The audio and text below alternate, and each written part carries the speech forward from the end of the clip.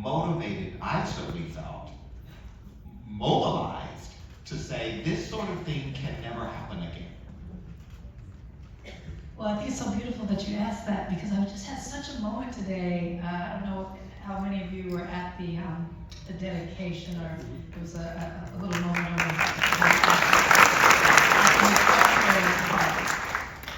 and I was sitting there, and Wynton is playing, and the beautiful voices are singing, and I'm looking up at all those names etched on the wall, and I thought, they could not have ever fathomed, shortly after emancipation, when they put their name on that census, that they would be here and that this moment would occur, that their names would be etched on a wall to be in this new landmark there forever, with him leading all of these voices and who he is and who they all are and who we all are. It would have been acceptable for them to be hopeless, but they weren't.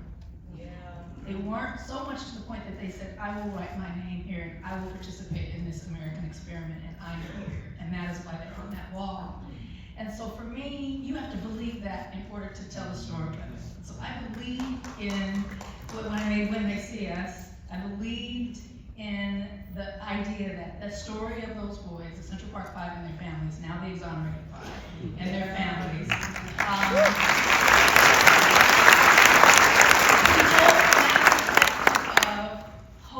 and love and survival. And in order to tell a story about survival, we have to know what has been overcome. So a lot of people sometimes will comment that my work makes them sad, it makes them cry, it makes them feel things. But it gets you to a place that at the end, you have an understanding and that there's hope, or that there's activation. If you're activated, that means you've got some hope. If you're angry, you've got hope, right?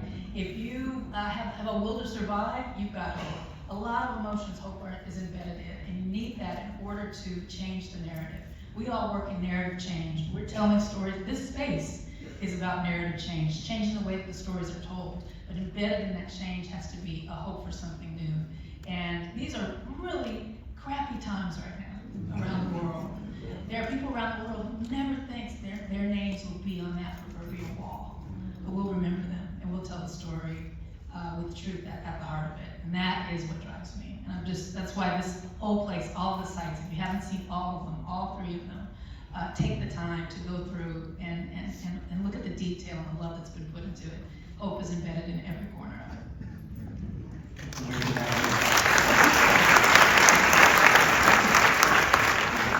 Your own journey, clearly the segregated South, New Orleans in particular, a unique place in the firmament of iconic American cities, both full of challenges, but also seemingly generation after generation able to generate this amazing creativity.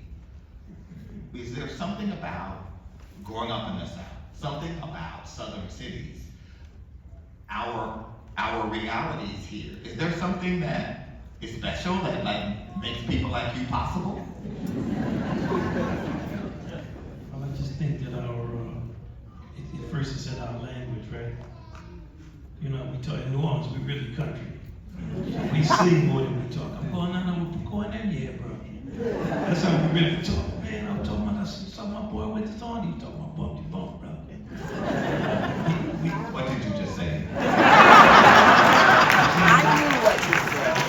just said my body can play.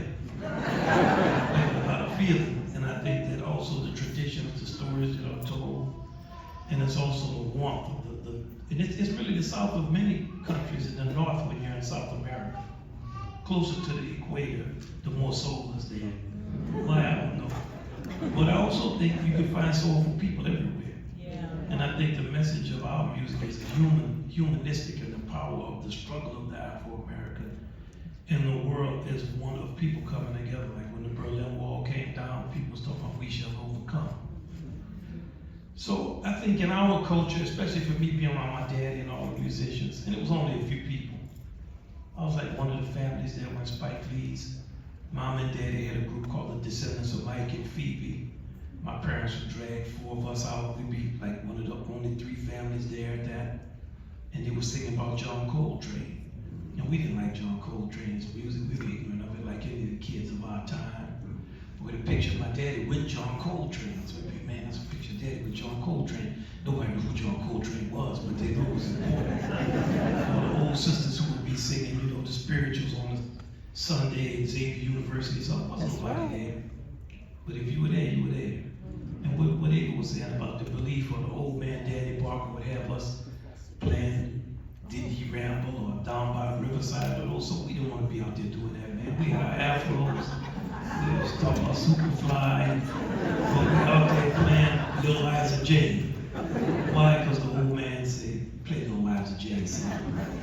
And in that way, the tradition gets passed down. And I think that what was in New Orleans, now I see it all over the world. I see it in my younger people. I remember first hearing about Anthony, you know, just when he was a kid, man, they got a little boy that can play. Because the black classical musicians it's not many.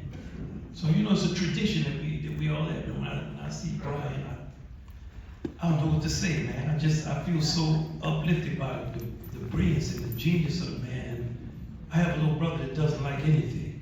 He talks bad about everything. He's very informed. When I bring Brian's name up, he says, fought a good fight.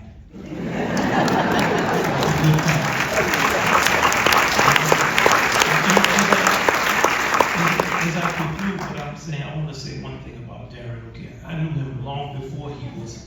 I want to say this. I knew him long before the Ford Foundation. He was not giving people money. He was for Jazz and Nigga Center. He was going around Harlem, knocking on people's doors, asking them would they come to the concerts. So I know this man I'm just telling the truth. I know him for a long time.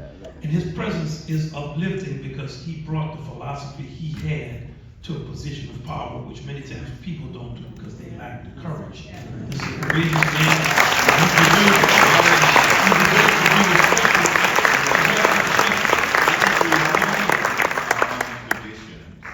Bring our lived experience and we bring a perspective. And as someone coming to philanthropy, one of the things that you read is Andrew Carnegie's Gospel of Wealth, which is sort of the Bible. Every wealth manager, every person helping wealthy people start foundations. And in it, Carnegie talks about generosity. He talks about the charitable impulse and imperative. But Carnegie and Rockefeller as well were absolutely accepting of inequality, of racial injustice. I mean, they were radical in their ways, in fairness. The fact that Rockefeller endowed Spelman College was a radical act for a man in 1903. But he didn't think those young black women should go to Smith and Wellesley with his daughters. But he did think that they should have an education. Just as Carnegie was accepting of his remit to build Carnegie libraries across the country, he was absolutely fine that there would be Negro Carnegie libraries that would be separate and unequal. When I became president of Ford and I was looking for inspiration, I came upon an obscure speech that Dr. King gave, in which he was, as he always would, be saying lots of things, and then he'd say one little vignette and he'd move. And one of those vignettes, he said, and I'd like to say something to the wealthy philanthropists in America. Philanthropy is commendable, but it should not allow the philanthropist to overlook the economic injustice which makes philanthropy necessary.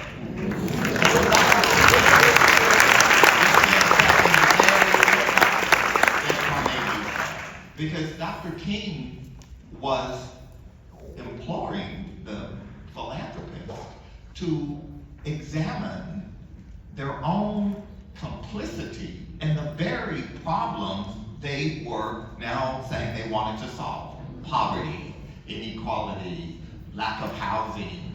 That in fact, you may have made some of your wealth and created conditions that have exacerbated the very issues you say you want to solve. And so it's a very different way of looking at philanthropy that makes the philanthropist get uncomfortable.